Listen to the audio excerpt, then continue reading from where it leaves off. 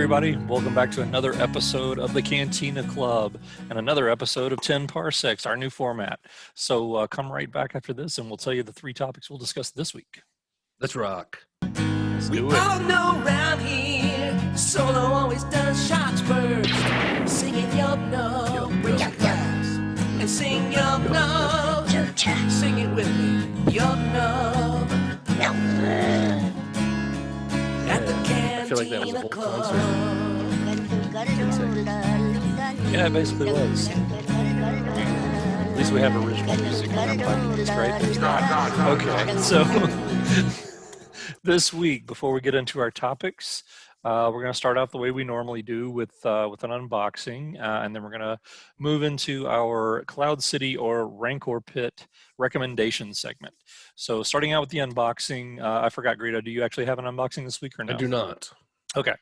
Well, I've got enough for both of us combined, I think. So, Good. so actually just yesterday, I picked up a couple of these, the new release in the Black Series. I've got the Nice. Han Solo Hoth gear. That looks really good. Yeah, they did a good job on it. I think Yeah, turned out hold it really up a well. little closer again on the face if you can, because yeah, they've done such a better job on the faces now. Yeah. It's not just the sculpts I've learned, it's the Mhm. paint applications, because Right. the paint applications have been so kind of low budget in the past that even a good Yeah. sculpt looked bad. Now they're doing a better job of Then I got putting the the paint Luke on the as faces. well. Looks like Luke is in heavy makeup from here. Yeah, it does look a Can you little, bring it forward a little bit more? Let's see if it focuses. Yeah. Oh, okay. It doesn't look It's as not bad. as bad, but yeah, No, from a it's distance, it looks a dark. little bit more like he's in makeup. But yeah. He's just pallid from being womped from Just the wampa Right. and being Anyway, cold. Thought those were Those look were kind of great, neat, yeah. so I picked those up yesterday. Okay, a couple other things I Sweet. picked up as well over the last week or so. You didn't Um, find a $8,000 Gina Carano I did not. figure? I did look, but no, I did not see it. Okay, so I also picked up this at the newsstand last week. The Nice. 2021 souvenir edition. Basically, what they do these every year. It's just kind of a best of from the previous year. They take a few of the articles from the previous year and kind of reprint them in a new packaging or whatever. So Very cool. but it's nice. I love the Looks artwork on the great, front. yeah. It's really cool. Where'd you So, find that? at Barnes and Noble. Oh, okay. Yeah, we don't have one here, so Yeah, I mean you can find it in any bookstore, but we don't have those here. we don't have bookstores. What are those? No. You have to go hack down a tree, grate paper, mill paper. And then you can have your own bookstore. Yeah. Okay, so then I also got the latest issue of Insider, Star Wars Insider, which is the 200th issue. with Yeah, I heard about that. Mandalorian- 200 with the issues. It seems like it Mandalorian. should be a lot more than that, but I guess It, I was thinking about that earlier. I was like, yeah, it seems like it should be way more than 200. I've been collecting these things for like 30 years now. but it doesn't. They're not monthly, right? Or are Right? they No. I think there's only like maybe 3 or 4 quarterly a or year. something? Yeah, like quarterly. But yeah, so anyway, so I thought that was kind of cool. I haven't really gotten into any of the articles yet. I hadn't read it yet, but anyway. Anthony Daniels. All right, so that is the unboxing for this week. So now we're going to turn it over to our other new segment where we recommend a show that we like, have watched in the past, currently watching, whatever, or one perhaps that we aren't as fond of and we don't really care for. Aren't as fond of? So anyway, it's called Cloud City or Rancor Pit, and Greedo, why don't you lead us off this week? Okay, I have a Cloud City show that I've been enjoying since last year, Mhm. and we tend to focus on the sci-fi genre shows and things like that, which we should. But this is just on ABC, so anybody with an antenna can see it, because we've been recommending a lot of HBO and things like that. It's called For Life, and it's a drama on ABC, but don't let that put you off. It's actually really, really well done. It's about it's a fictionalized account, or it's fictionalized from a real life story, Mhm. which it's a man who was wrongly convicted, or he was convicted by basically a lot of miscarriages of justice and sentenced to life in prison for drug related charges and things like that, using a lot of the kind of punitive laws that were in place at the time. Mhm. For drug things, not for violence, So anyway, in prison in the show, he he becomes a lawyer, trains himself, and then does the whole thing, goes to school or whatever. And then a lot of the show is him representing other prisoners who have cases, where no one will listen to them or whatever the case may be. So it's kind of a quote unquote social justice, show, but it's really, really well done. You don't even have to worry about the agenda or the social justice, topics that come up, because each episode's great. It's extremely entertaining and very well acted, and very very dramatic, like really good drama. It's not just melodrama. And they don't go for just the easy answers. There's not a lot of you just have to watch it. It's balanced. It kind of shows a lot of sides of different issues. It definitely has its point of view, because it's from the point of view of an innocent guy in prison trying to get out. But it's thought-provoking, but very entertaining. Oh, nice. Which I usually, something makes me think I usually run as far away as possible. But but it's thought-provoking just as a general, effect of the overall story. They never sacrifice the story to try to preach at you, really. So anyway, it's a network show that I was really surprised by, and is timely, and will make you think about the justice system, because there are a lot of issues with the justice system and everything. It does point those things out along the way, but it's mostly just an entertaining, good show. Excellent. And it came back for a second season, only like 10 episodes, probably because of COVID and things like that. Yeah. But I hope it returns for season 3, and everybody should go give it a watch. So so For Life on ABC. For Life. Go check it out. All right. So I also have a Cloud City this week. It's a show that I just recently finished watching. It's not currently making episodes. It's already a show that's done. It ran for 40 episodes over a space of 3 seasons. But is it Naruto? Reality, what's that? Is it Naruto? Is it Naruto? No. So sorry, that'd be like 4,000 episodes. Technically, it was, from what I can tell, it's realistically it was a 4-season show, but it's only listed as 3 seasons because it was so weird. It's like there's 10 episodes in season 1, 20 episodes in season 2, and then 10 episodes again in season 3. And yet the 20 episodes in season 2, you can tell they did it, I guess, with a mid-season break. So it definitely has that end of season, beginning of season feel right in the middle, Yeah. So in a way, you can really say it's like 4 10-episode seasons. So, but anyway, okay. So what the show is called Kingdom. And this is not sci-fi, but it's actually. Is this the one on Netflix? It is on Netflix. It's a show I didn't think I would really be that interested in, but I had it recommended from some friends of mine who really highly recommended it. So I give it a shot. And it's actually about an MMA and a former MMA fighter who is running an MMA fighting gym in Venice Beach, California. And it's just about the drama and the stuff that goes on around him. He has 2 sons who are also fighters that he coaches and trains, and he's got like another fighter who's a big up and coming star, and it's just a lot of the drama and stuff that goes on around that. Again, I'm not into MMA. It's just not my thing. But kind of like what you always talk about, Greedo. If it's written well, it's good regardless of subject matter. Exactly. And I've approached all movies that way. I don't. If it's written and executed well, you're going to find it engaging. Exactly. I mean, a little bit and watch it. Right. Exactly. And because that's why when people ask me, what kinds of movies do I watch? I watch any kind of movie. I like any kind of movie from sci-fi to action to horror to romantic comedy. As long as it's written well, I enjoy it. There's not really a genre I just will not watch, because if it's anything is done well, I'll give it a shot, and usually get some kind of enjoyment out of it. Anyway, so this show Kingdom is, like I said, it's basically the story of Alvy Colina, who is the former superstar in MMA, who's now retired. He's older, kind of aged out of the fighting scene, and now he's a coach and runs his own gym. And the main character is played by Frank Grillo, if you know who that is. He's been in probably most notably that I've seen him in he was in a couple of the Captain America films. He played a role in Winter Soldier and in Civil War. Anyway, definitely check it out. It'll probably surprise you with how I just think the writing was done really well, and it's a pretty compelling show when you get kind of invested in the characters and kind of what their story and where all it's going. So I definitely highly recommend. And it's called Kingdom. It's called Just Kingdom. Just because there's Kingdom. 3 shows on Netflix. I know there's like The Kingdom, The The Last Kingdom, Kingdom, which is yeah. about Danes and Brits or whatever, and Right. or something. Yeah. And Kingdom, I think it's Mhm. called Kingdom as well. That Korean Mhm. horror drama, which is one of my favorite Right. shows of all time. So I like the other The Kingdom too. So maybe I'll be 3 for 3. I gotta watch this one too. Yeah. 3 for 3 on shows named Kingdom. Right. So anyway, so 2 thumbs up this week from us, with Some recommended different shows. content there from both of us. For sure this week. MMA Yeah. fighting and life in prison. Exactly. Good All right. stuff. So now we're going to get into 10 parsecs, which we've been doing it a few 4 or 5 episodes in a row now, where we basically are going to take 3 random topics from Star Wars and discuss each one for 10 minutes apiece.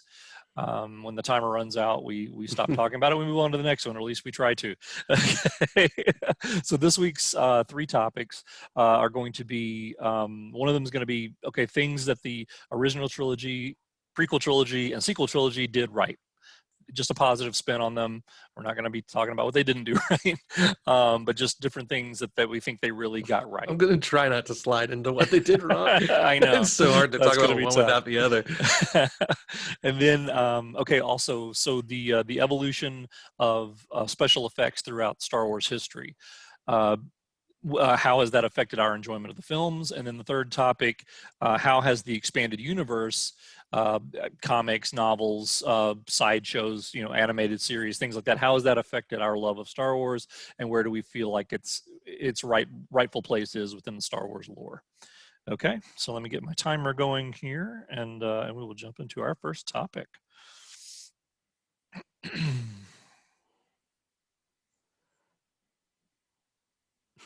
Yep. Really prepared here. Okay. All right. Are we ready to jump into the first topic? Yeah. Okay. All right. We're on the clock. So things the original trilogy got right. All right. Things the original trilogy got right. We're going to start with that out of the 3. Yeah. Original trilogy, Yeah. prequel trilogy, sequel trilogy. Yeah, we'll do it in order of release. Okay. Well, maybe let's just throw out one thing a piece real quick. I'm going to say casting. The casting in the original trilogy was absolute home run. I mean, look at it. Yeah. And the chemistry of just the main 3 characters that ended up being the main 3 characters of those 3 movies. Absolutely. The chemistry between them, Harrison Ford, Mark Hamill, Carrie Fisher, goes without saying.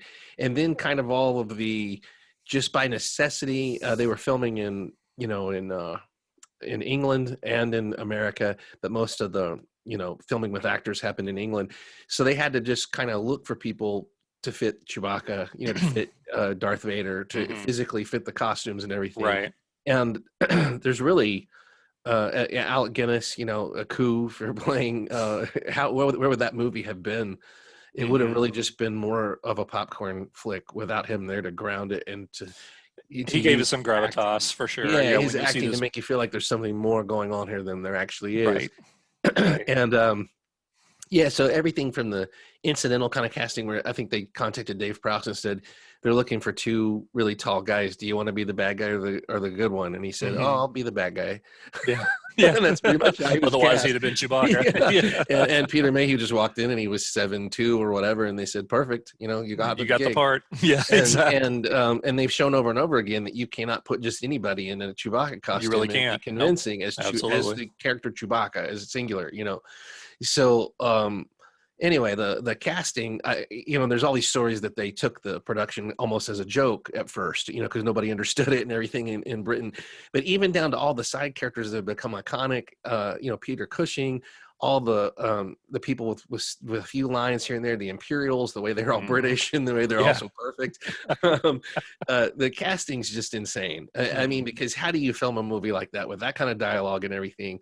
And you have to have that chemistry work, and it's just knocked it out of the park. And to get everybody on the same page, because nothing like this had ever happened before, And then you also, we learn over time that Lucas isn't known as the actor's director. Absolutely not. So a lot of this stuff was created just by turning the cameras on and, exactly. and just whatever happened, and, right. and so casting became even more important. But Yeah.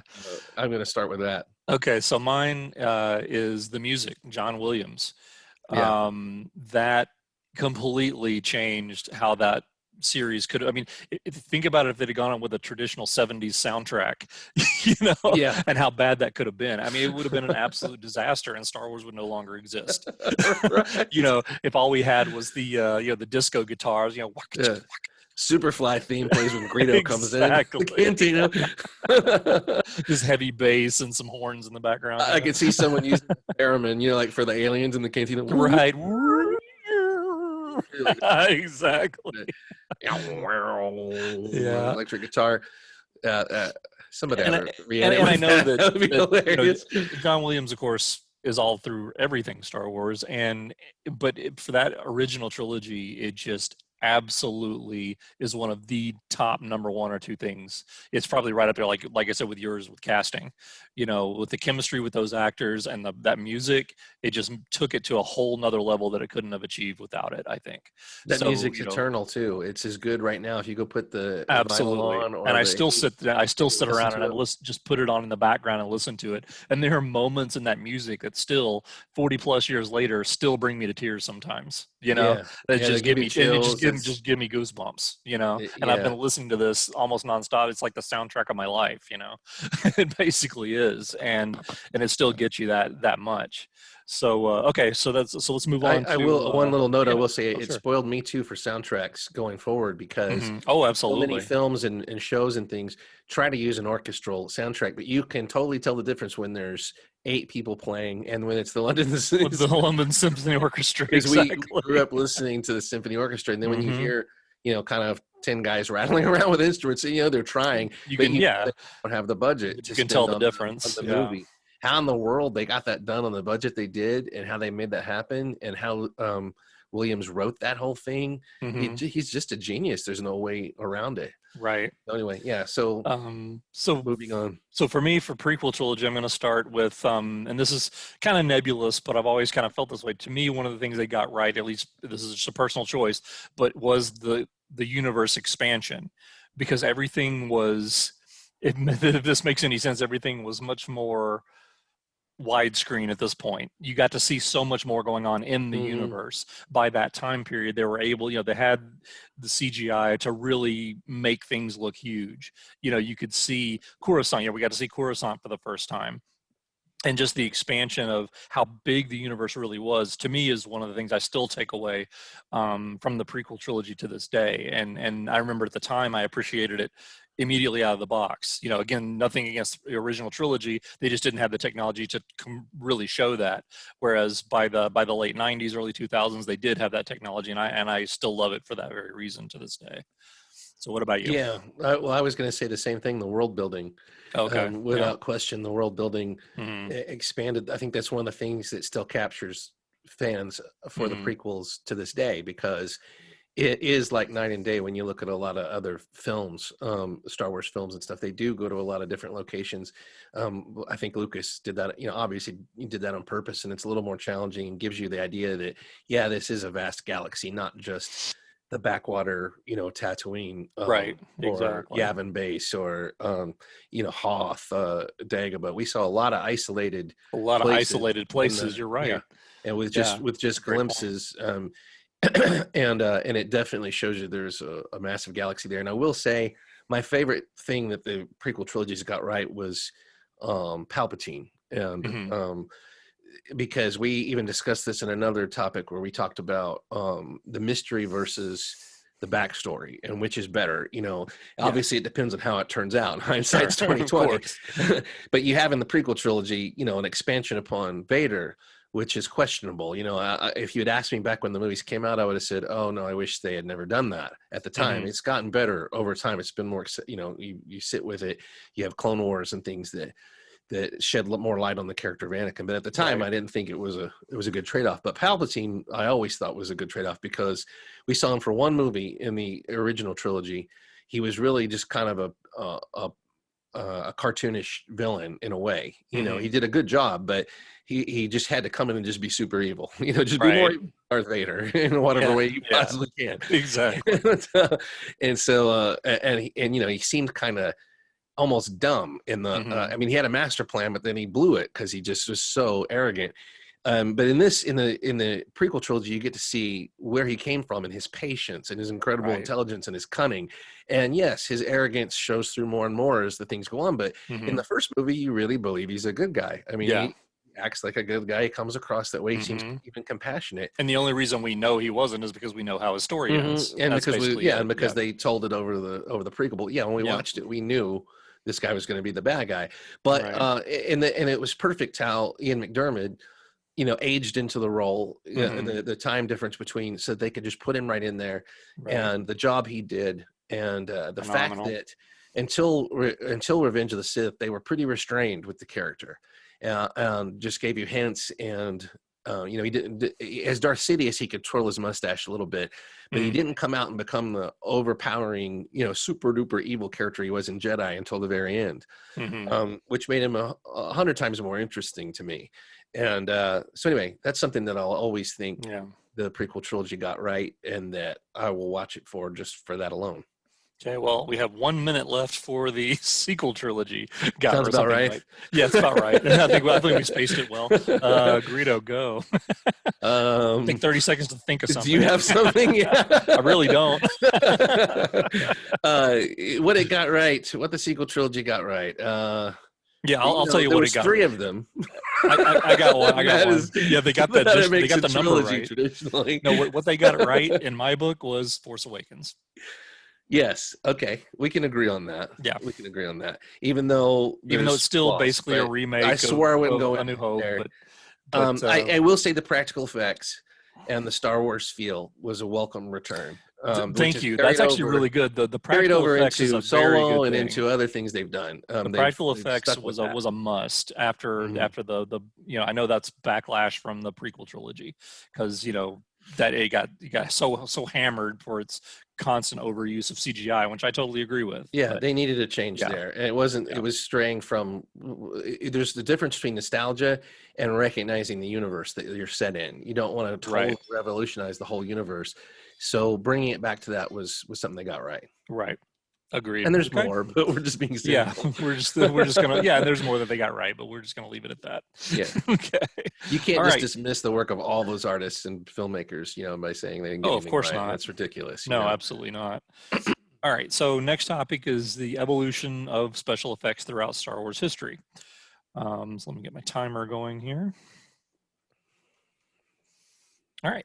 So we're on the clock. I'll start this one by just saying that, of course, obviously, you can tell by our age, we were around when Star Wars was originally released. So we grew up through this evolution of special effects in films.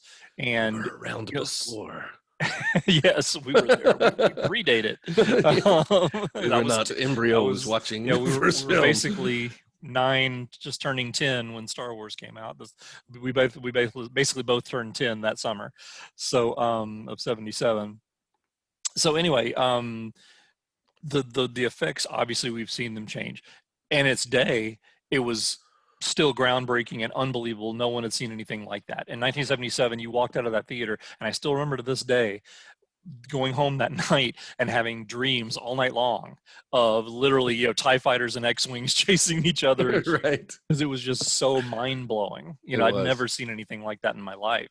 Obviously we weren't in the 50s anymore. You didn't have the ships on with visible strings hovering around like this. They weren't shaking and wobbling. Right. While it wasn't what we would eventually get with CGI, it was so groundbreaking. It was literally the CGI of the 70s, as it were. That's as it was as mind blowing to us as Jurassic Park was to audiences in the 90s. So yeah, I would say that being there, that's one thing that I think perspective is everything too. Generations that grow up in the CGI, in times of CGI, they look back at that as being archaic, and I get that. But it doesn't, to me, take anything away from the quality of the effects that we got in the original trilogy.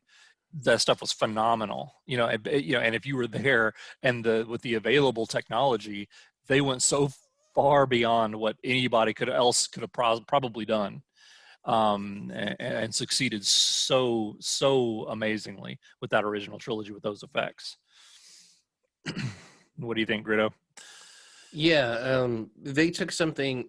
This is what's so great about George Lucas. No matter how much criticism the man receives, without much basis, in my opinion, he took something that almost didn't exist. The Jaws before Star Wars was a blockbuster. There were movies that made a lot of money, but nothing like Star Wars in one go. That I can think of. I'm probably wrong there, but that was the first really that showed you what you could do if you put together a team, because the studio system was pretty much dead. It had died on the vine. So you had to recreate something. And Lucas, there wasn't much there for him to he had a vision that was way ahead of its time. So he just put things together and put people in charge. And, there's a lot of stories about that. It's very, very interesting about how far behind the effects shots were and the effects crews and everything. Oh, absolutely. Yeah. And how the whole first round of all the effects shots had to be thrown out because they weren't good enough. They had to start from scratch again. Yeah. And Dykstra, who isn't thought of, hand in hand with Star Wars anymore because he left, I think, after the first film. But he created, a camera system and everything for shooting the models that is still used to this day, as far as I know. I mean, I'm sure it's really different, but yeah, they created something where there was nothing, which to me is one of the ultimate signs of artistry, right? And creativity. Absolutely, yeah. Is when I mean, there's always something before. Star Wars comes from other elements, but they really did. They took art and turned it into reality, visible reality in a motion picture form that you could look at. And they set it in a place completely different that didn't exist. And they came up with everything shot by shot. I mean, I don't know how many visual effects shots, and if you count sets and costumes and everything, the whole movie, is just, there's just nothing familiar there. It's all set in a different galaxy. Right. And anyway, over time, one thing that I find is interesting is that we didn't think of models as being something bad or right. a model shot didn't bother. We loved it because a model is something we go home and build, and then it just put you that much, it put you in tactile contact with parts of movies you loved in Star Wars. You could build a World War II plane and you could hold it just like Luke does in the first one. Gave you something to look at. Paint. You got to know parts of it, it made you curious about the design and everything, which is something that came from a lot of Japanese manga and anime. They had plans for all their starships and everything and how everything functioned, which I don't think, necessarily goes into a lot of Western stuff, but at the time. But anyway, so we loved models, and now they've pretty much claimed to have replaced models, even though the prequels were a huge model fest. I mean, it was tons and tons of model shots, and they just kind of downplayed it. But now, they've, with the special editions, they went back and did CGI on everything. And I'm one of the proponents, which might just be because of me, but I like watching the despecialized editions where you get to see the original models and the original work. Those guys won an Oscar. I don't know if they won more than one, but they won an Oscar. And I just think it's George Lucas's right to change whatever he wants. It was his property up until Disney got it. Agreed. But I think that stuff should have been preserved. There should be a version that has the original in it. That you should still be able to access every version of it. Yeah. Because it's fascinating. And we used to see, I looked forward to the specials on television. He'd mark the calendar and you would not miss it, because if you missed it, it wasn't going to be repeated. It wasn't coming back. But the effects specials they had, which were groundbreaking too, because they showed you how they filmed how they did Empire Strikes Back. Yeah, exactly. Which really pokes holes in the magic of it. When you go look at it again, you realize how it was done, and that can ruin it for some people. But to us, it made it better. We're beginning to understand how it was done and seeing the incredible work that went into it. Yeah, it made us appreciate it even more. It didn't, like you said, it didn't necessarily poke holes in it to where it's like, oh, that just is fake. It's like it just made it more fascinating. We know Yoda's a puppet. It's not like we saw the making of what. It's not a real creature. It's like to see it actually come together just is amazing, because there's some shots that you can see behind the scenes of Yoda, and it's like, how did they ever get that to work? Right. It's like, because it looks so cheesy, know, and it's like, you know, because you don't have the music, you don't have the sound effects, you don't have anything. It's literally just a guy under a floor with his hand in a puppet, and then Mark Hamill sitting there talking to it, you know, and it's just like, this is disastrous. How's this going to work? But yeah, it works amazingly, and that's just a testament to these guys. So moving forward, and we haven't even mentioned, I'm just going to throw at least out a mention to Ben Burt for creating the sounds of the Star Wars universe, because that is just amazing to me. The way he's went around and recorded everything from lasers to the sounds for the lightsabers to the spaceships to everything. So moving again, creating something from nothing. Yeah, and that's the thing. You know, he did kind of have carte blanche because, you know, we're dealing with a universe that doesn't actually exist, so you're not constrained by the realities of our world and our universe. So you can make it sound like anything you wanted. So moving forward to CGI, sort of that genre. So once we get through the special editions and then we get into the prequel trilogy, you know, again, like I mentioned in the last subject, tons of backlash about the CGI. It was very overused. You know, I will grant you, it was very overused in the prequel trilogy. Yeah. You know, and the actors suffered from it. The actors suffered from. I was going to say the performances aren't as, you know, again, nothing against the actors. They did amazing. They did the best they could with what they had. But I think we're getting honest performances, but they're just acting against a green wall, you know, or a tennis ball, you know, a certain height, you know, and being told what it is. So it's really hard, you know, when you don't have that practical, you know, the practical set to work off of. So for me, I mean, honestly, I prefer practical effects. I prefer practical sets. At the end of the day, to CGI, although CGI absolutely has its place, and I love, there are a lot of CGI things that I absolutely love, but I think that just to sit there and say that, oh, CGI is the only way to go, that's a mistake. I think, you know, because we've seen tons of flaws with CGI as well. You know, it's not the end all be all by any means. It's constantly out of date. Every few years, right? Because technology moves so quickly now. Yeah, literally within 6 months, it's you know, it's old news. So yeah, no, I totally get that. And as far as the evolution goes, I think it's very interesting that probably one reason the actors suffered so much in the prequels was when that started, they were pioneering the green screen thing as a whole, studio being green screen. You know, Lucas was really pushing that, which is one of his massive strengths. But it also is a gamble that sometimes doesn't always work out or pay off. But that ushered in an era of all these movies being shot with massive amounts of green screens in the background, you know, partial sets, and so, but at the time, I don't think actors had a whole lot of experience doing I don't think anyone did, what they did in the prequels.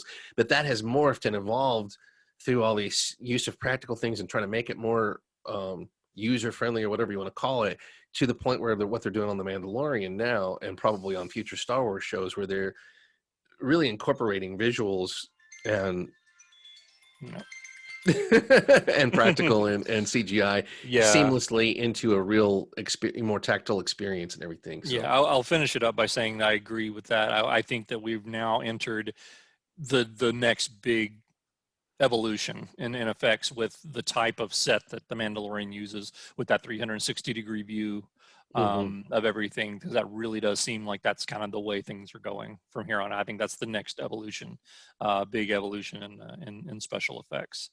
All right, so we're out of time on that subject, so let's move on to our third and final subject of this episode, which is, how has the expanded universe affected our love of Star Wars? What do we feel is good or bad about it?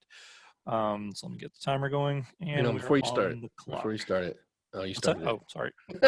Go ahead. I had to say one more thing because it's just on my mind. Sure. We're talking about the evolution of effects and how it affects our enjoyment and our interpretation. I want to say one thing: I cannot stand CGI stunts. And I'm sure the best ones have been snuck right past me, but the worst ones take me right out of stuff, because I come from a history of loving Hong Kong cinema. Oh, right. Absolutely. Where, I mean, they have whole dedicated stunt crews that it's like a way of life, and they do the most amazing choreography Yeah, and physical stunts, yeah, exactly. and I understand it's dangerous and everything, but even seeing like I can't watch Fast and Furious because the CGI cars flipping over and stuff. Yeah, It's just this is it's bad. embarrassing Yeah. to me. So yeah, give me Raiders of the Lost Ark anytime. Give me Oh yeah, stuff the original Road Warrior, Mad Max Fury Road, stuff like that. Uh, absolutely. yeah, please stay Absolutely. away from the CGI stunts and the people flying through the air, a la Palpatine in the Revenge of the Sith. Exactly. All right. So getting into the final one. So the Yeah. expanded universe, and we are on the clock. So what's your sort of initial take on expanded universe, and kind of how much have you delved into it over the years? I've delved into it a lot, but I have a kind of thing that has stayed with me the whole time is uh after I read Splinter of the Mind's Eye when we were kids. Kind of the first official expanded universe book. And then it turned out it wasn't official and it didn't Right. actually happen. Or if it did, it was just kind of like a day, in their Right. lives. But for the context of this discussion, it counts. Yeah, for the Yeah, context of this we're not discussion, talking it about counts. It canon was versus official. non-canon or It anything was like on the that. bookshelf. It had Darth Yeah, Vader on the cover and exactly. Luke Skywalker and Princess Leia, and it might even have the Hmm. droids. I don't remember. But they were all in the book. Hmm. And I read it, and it was mind-boggling because it had the first fight between Leia, Vader, and Luke, where they're Hmm. crossing lightsabers and stuff, and Luke learning, to use the Force, and he even channels the dark side in there. Yeah. Is how he basically Leia channels. I think it's Leia, or no, he channels the good side to heal her, which Force healing Hmm. ends up being coming in to play in canon later. But Yeah. but then I think he uses the dark side to beat Vader. What wasn't defined as the dark side yet, Right. but and they did it in the comics too. But as soon as that became unofficial, and Hmm. Empire came out, everything was completely different. It had bore no resemblance whatsoever to Splinter of the Mind, Yeah. and we knew it beforehand. I'm not saying it was a shot, Right. We never but did. That was never intended to be the sequel to Star Wars. Yeah. right, it might have been. It might have been intended. That's a whole nother discussion. But Hmm. the point is, they put out stuff all the time that is official, unofficial, and so from that point on, I've taken all expanded universe stuff with a grain of salt Right. because and we both saw the Star Wars holiday special. Unfortunately, that's another. I mean, it said Star Wars right on it. It had Harrison Ford showing Yep. up in it, Had had all the Mark actors Hamill, in had it. Carrie Yep. Fisher. But does anyone think of that as Star Wars? Hell no. Not in a million years. So No. once I endured those things right at the beginning, um, and I understand marketing and stuff a little bit. Once they came out with the official expanded universe in the 90s, I think it was the 90s, with Timothy Zahn's books and all the books that followed, it was great for them, to have a publishing arm and to sell books, and Hmm. I'm sure a ton of work went into coordinating all of it and everything. But I never felt like it was truly the sequel. I Right. felt like it was just on like an alternate universe thing or something. Hmm. So that's colored my view of expanded universe materials because I never know what they're going to cherry pick. They can say all day, "Oh, this is an official tie-in." Well, is it? I Right. know somebody might come along and unofficial it and untie it Hmm. 2 Exactly. years later or something. So Right. Yeah. I I've just take it. enjoyed it, but Yeah. I just take it for what it's worth. Like yeah, you, we both read Splinter of the Mind's Eye back at the same time when it came out, and I guess what 78, 79, or whenever that was, and then I guess from there we kind of get into the Han Solo adventures. They had that 3 book. those were some great books. Yeah, I remember reading those At our age and and everything. really I don't know. I enjoyed. haven't read Yeah. them lately, but I thought that captured Han Solo in a way that did a much better job than a lot of the EU did. Right. Um, Yeah, I agree. I agree. So yeah, so then there's that, and then of course we get into a little bit more. Next real big push was the Timothy Zahn, the Thrawn trilogy back in the early '90s, which of course basically for those of you who are looking back at this, who didn't live through it like we did. That was literally the dark times. yeah, there was There nothing. was no Star Wars, and there was never going to be any more Star Wars. We had no idea that they were going to be doing special editions and then a new prequel trilogy and all that kind of stuff. This No, was we literally we had just, Willow at one point. yeah, this was That literally was it. one little thing in the middle Yeah, of a it was vast a remake, a medieval remake. yeah. So anyway, so those were good for what they were. At least they they kept you, yeah, they got you new stories of Star Wars. I didn't mention it, but of course the original comic that ran back in the late 70s. We used to always read those. I know all three of us, that was actually one of the original Cantina Club things. We would read the comics and talk about them. Yeah. And I never connected to the comics very deeply either. I no, always felt like half the time they didn't get it. They didn't see the same Star Wars universe I saw. right, agreed. So But it again, was it was kind of just like fun to read frustrating a more lot new of times. stories. Yeah. Yeah. And You were then always hopeful. You're always yeah, hopeful there'd be a good story in there exactly, that you could think would be, more realistic to how you saw exactly. the universe. So then, of course, once the prequel trilogies hit, then you see a really big boom in the expanded universe. You just get a lot more comics, you get a lot more novels, things like that. And then by the late 2000s, we're getting Clone Wars, which, anybody who's ever watched, our show before knows that I'm a huge fanboy of the Clone Wars. And that to me is an example of the expanded universe done absolutely right, because it adds, so much more weight to the storyline. Because ever since you watch the prequel trilogy, between, obviously the entire Clone Wars series takes place between episodes 2 and 3, and to watch the show's original, or the movies originally, but then watch Clone Wars, go back and rewatch it, it has a lot more meaning. At least for me, it does, because you learn, you've literally got 7 seasons of these characters that are so fleshed out now that you just didn't get, because literally episode 2 ends with the beginning of the Clone War. Episode 3 begins right at the end of it. So Hmm. those years of the Clone Wars don't exist, but then we get them with the Clone Wars series. So that to me is an example of how the expanded universe should be done. And then of course, you get to today, and we've got the Mandalorian, and we got things like that, which is also amazing, and just, absolutely how the expanded universe is done right, because that's the definition of expanded universe. It shows you more of what's going on within that genre, within the Hmm. Star Wars universe, as it were. Um, like you, some of the novels are hit and miss for me. I've read a ton of them over the years. By no means have I even scratched the surface of all of them. Um, but the ones I've read tend to be pretty good, and they're enjoyable. Every once in a while, there'll be a dud. But they're at least an enjoyable, fun read. But kind of like you were saying, Greedo, I read them with a grain of salt, and Hmm. I don't just, I don't get, fully emotionally invested in, oh, this is what's happening at this point in the Star Wars universe. I don't really get into it that way, because like you said, every 5 minutes they're going to change it probably. So Yeah. but it's just, to me, it's just a fun way to expand when I'm in the mood for some extra Star Wars. I know that there's these books out there, there's these comics, there's these animated series and things like that. And some things I just respond to a little bit better than others. um so if you had to pick kind of what, I mean, I've already answered the question. Clone Wars to me is the pinnacle of expanded universe. What would you pick if there was anything out there that you could pick that you think they Offhand, did it the best?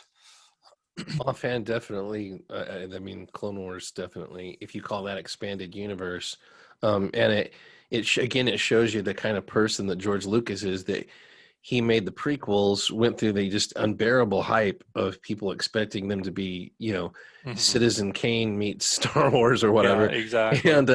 and then to have people, bash him so much, and to still continue with his vision of something, Clone Wars, that was a bit of little Star Wars history that he had in his mind and that was mentioned in the first movie in 1977, to Hmm. go ahead and expand that into a show and everything, and still be pursuing those ideas and doing it the way he wants to do it and everything. Right.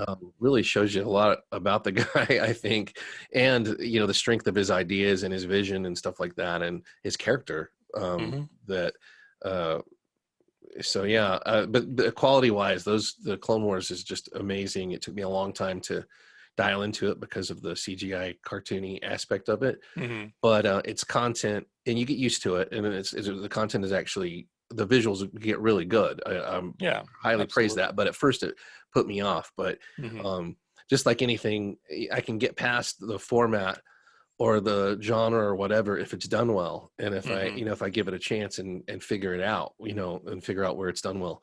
So because I think the books would have been my favorite EU stuff. It's just that they were so all over the place, Yeah. and there wasn't really a unified vision. And the Star Wars universe is a tough one to delve into and describe everyday life in, because it starts sounding really silly. You know, Yeah. just like comic book characters. You know, what's the everyday life of Superman and Wonder Woman? You know, Yeah, can exactly. Superman just constantly breaking things with his hand? I mean, you know, it makes great material for a certain thing, but if you're going to take it semi-seriously, it's like how do you come up with terms for every household device and everything in the Star Wars universe Throughout an and things entire people do? universe. Yeah, Exactly. and how do you have a serious political, you know, subplot with characters named, you know, like they're named, Right. in Exactly. Star Wars and stuff? It just, you know, Admiral Akbar needs a vote for this. It's like, come on. Yeah. Exactly. It's- All right. Well, that's our time for our third topic. Yeah. Overall, I guess we'll just wrap it up by saying it's depending on how serious you take it, it can be a very enjoyable experience, or it can be really sort of disheartening if you get your heart tied a little bit too much into that being what the story is, because it's probably going to change. So that's basically it. All right. Well, any final thoughts before we wrap up this week, Greedo? Final thoughts. That would require me to have thoughts and think. That is true. I shouldn't have Yeah. asked. Yeah. No, there's a chance that Gundark may escape from the The minds clutches of the academics. Yes. Yeah, I did hear a rumor that there may very well be a Gundark sighting next week. So we really look forward to that if that happens. Yeah, and just, you know, anybody out there who's watching these and stuff, just stay safe. You know, there's still big time health concerns out in the world and other concerns, absolutely. and we just went through a period here of most of the south, you know, east and the middle part of the country being shut down with weather and all this craziness and stuff. So just everybody take care of each other. Be careful and stay safe. Yeah. So anyway, go ahead and hit the like button if you liked us. Make sure you sign up for the notifications with the little bell icon. That'll let you know when we have new episodes posted. Listen, put your comments in the section below, and we'd love to hear from you. Suggestions, comments, tell us how bad we suck, whatever you want to do. We already know. And there will be, I've said it in the last episode, but there will be another giveaway coming through soon. So if you do have the notifications hit, you may actually, I mean, it's easy. It is so easy to win something. It really is. Last time, So pay I had attention. it shipped before all this mess and everything. If somebody won a TIE fighter just for nothing, it's super simple. Right. Barely an inconvenience.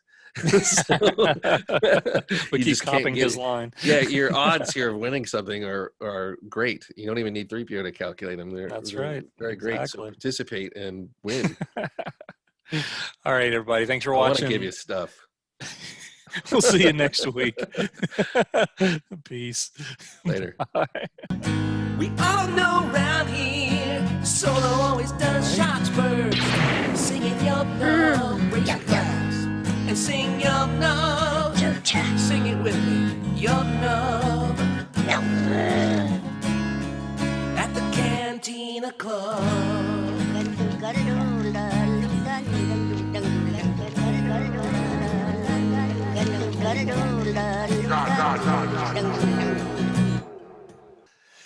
Oh, I did actually have, believe it Throw or in the not, trash. I was wearing my Nostromo shirt the other day, Oh, yeah. and somebody actually knew what it was. The guy looked, he said, "Hey, I like your shirt." I'm like, "You know what this is?" He goes, "Yeah, First Alien." I'm like, "Oh, there you go." I was like, "That's awesome." And you should have said, "Yeah, I was just gonna grab something to eat before I take a nap." And